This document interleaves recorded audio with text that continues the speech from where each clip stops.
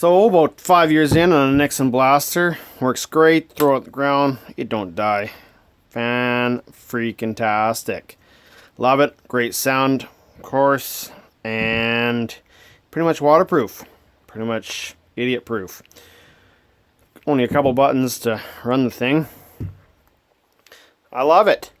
Only problem is, stops taking a charge here. Battery is 75%. Says it's 75%. It's full of shit. This thing will last, Let's connect. oh, an hour, and she starts dying. So let's turn her off. See you later. See if we can't replace the batteries in this thing.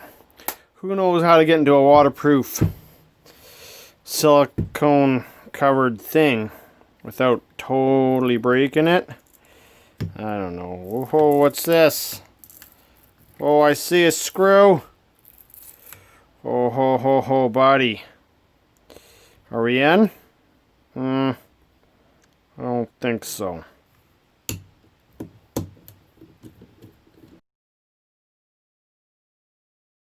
What does this mean? Nothing? Something? Anything?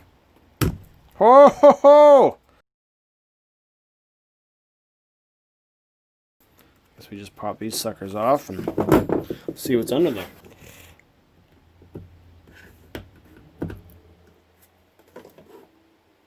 Oh, I see a screw.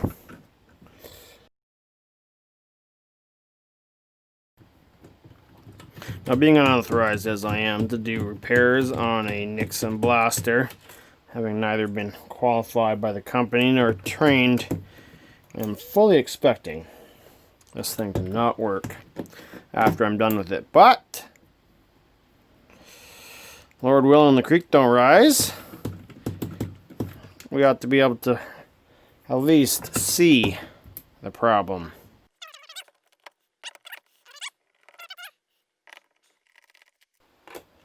Jeez, get a real screwdriver, you idiot.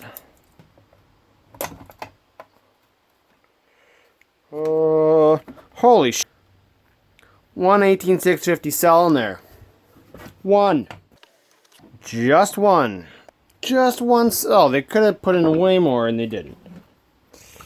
You cheap sons of it. Actually screwed down real nice. Now, you go on Amazon and buy a 18650 lithium ion cell, and you're likely to get scammed by that Surefire or some other bullshit, which claims to have 9,800 milliamp hours of power, and you're thinking to yourself, wowee, what a deal. Oh, hold the phone there, Buster, back the truck up, you're getting scammed.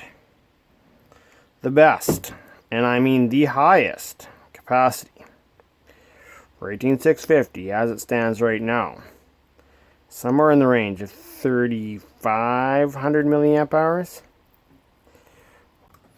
Well, there you have it. Single 18650 lithium ion cell. They're saying there's 2,200 milliamp hours available from this thing, which is not terrible, not great, sort of neutral. And as a man who was not born with neutrality in his heart, I say let's get rid of that. Maybe throw in one of these suckers. This here is the 30Q from Samsung. That 30 means 3 amp hours, 300 milliamp hours. The only difference being, of course, this has a thermal sensor in there. I assume that's what's going on, which makes sense. So maybe we'll just see if we can stack two in here. Two brand new 18650s at 3 amp hours gives us in parallel 6 amp hours, which is getting close to 3 times the capacity that this thing had initially. And initially this thing lasted quite a while, you know, something like 6 hours at full volume sort of thing. So I am very excited about this potential. This is going to make this Nixon blaster have new life, come back from the grave.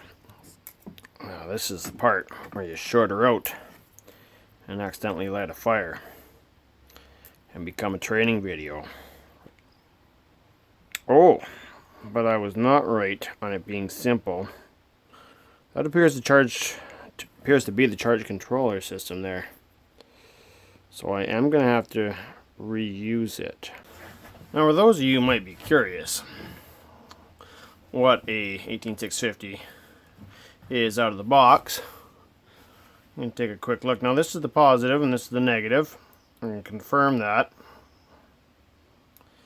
by throwing your multimeter on there. She's showing about 3.61 volts. What I'm doing here now is scoring up the contact points. It's not going to solder very well if you don't do this. Trust me, I tried the last job. Now, if you've never done anything with these batteries before, quick word to the wise is they are not AA batteries. The amount of power these things can produce, if you short circuit them accidentally, and trust me, you will, because it happens all the time, is astounding.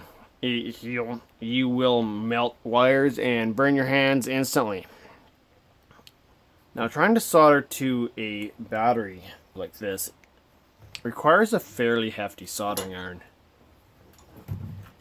Your little crappy tire one that you've been using for electronics over the years is usually not heavy enough. You need something that has a bit of thermal mass.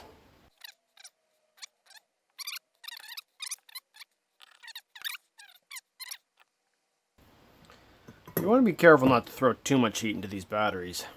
Fairly tough Samsung batteries have done me well over the years, but I don't think you want to push the thermal limits.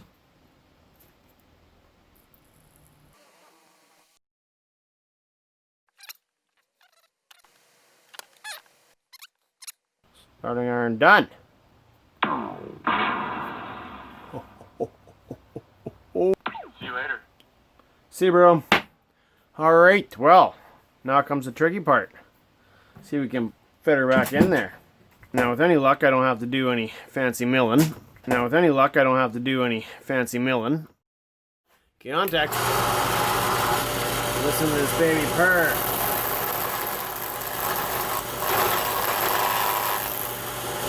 Ah, that's alright.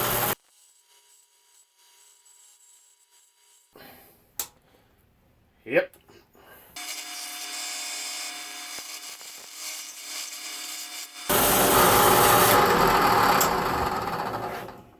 Alright. Well, let's see how she looks.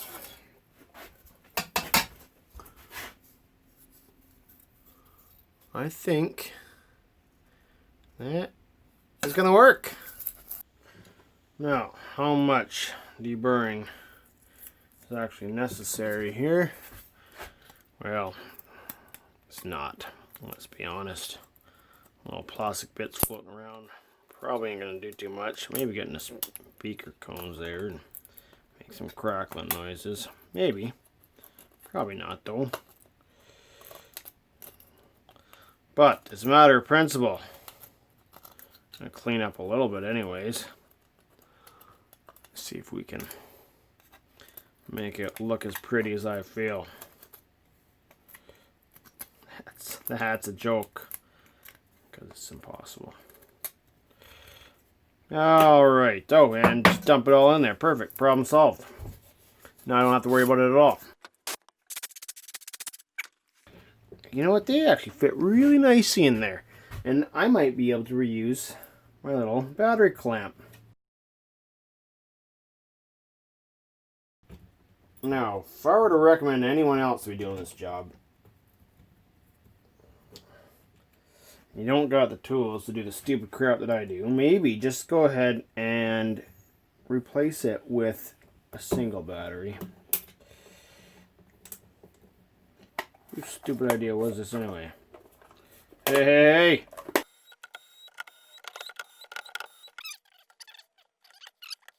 Ah, crap.